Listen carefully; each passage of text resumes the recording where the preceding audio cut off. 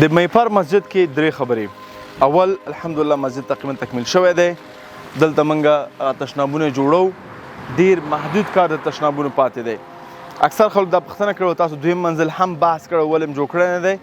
دلیل دا و چې موږ ته جواز مو ورکړی دویم منزل جوړ کړو.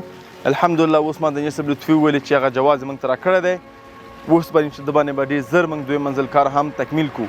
خو فقط دویم منزل موږ کار شروع کولی شو چې کله هم یو ورور خور مخکې راشي ووایي دویم منزل زه جوړوم. دا فقط $7500 دی چې ته کولی شي چې یو مسجد په افغانستان کې جوړ کړي او یو ذریعه د صدقې جاریه شي، نه فقط تا ته بلکې ستا ټول فامیل ته. او زه غواړم تا ته ښکاره کړم چې دغه مقدار باندې چې جوړېږي لږ مخکې راځئ.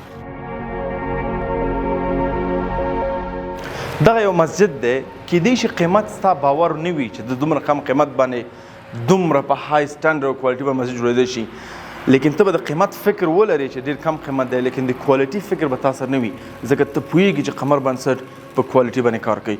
او موږ په دې مسجدونو کې تجربه لرو. الحمدلله د سلو نه ډېر مساجد جوړ کړي د افغانستان په مختلف ولایتونو کې.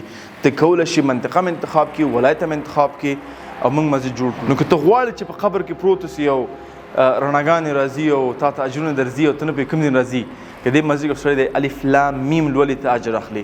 څوک لمونځ کوي، څوک اودس کوي، څوک حتی یو سکون دپاره راځي آرام دلته یو تکیه کوي، هغه نه هم ته اجر اخلي. نور نو خویندو فکر کوم چې $7500 هیڅ شی هم نه دي. که یو ته ټرپ وکړې ترکیې ته یا بل ملک ته فامیل سره کې دي دلته تا نه مصرف شي، لیکن طریقې ورته ښیم چې څنګه دا پیسې ته کولی شي چې یو څو کسان ځان سره راټول کړي. ګوره 15 فامیله یا 15 کسان په فامیل کې چې راټول شي، 10 کسان راټول شي، هر سړی $500 ورکړي، ټول کال کې پلان کړي، نو کولی شي یو ښایسته مسجد جوړ کړي. خصوصا دغه منطقه کې چې همیشه دپاره د زنانو دپاره مشکلات وي، مسجد نه وي، تشناب نه وي، دلته موږ ټول امکانات برابر کړي دي. او زه غواړم تاسو مخکې راشئ. فکر چې 100 کسان موږ سره پیدا شي، 100 روپۍ ورکړي، مشکل حل دی. 80 کسان ورکړي دا پیسې، مشکل حل دی.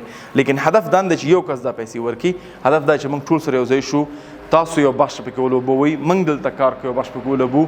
زموږ مسؤلیت دا دی چې تاسو موږ ته خپلې کومکونه راولېږئ، موږ مسجد جوړ کړو، تاسو بیرته حوال درکړو انشاءالله. نو دغه زموږ مسؤلیتونه دي.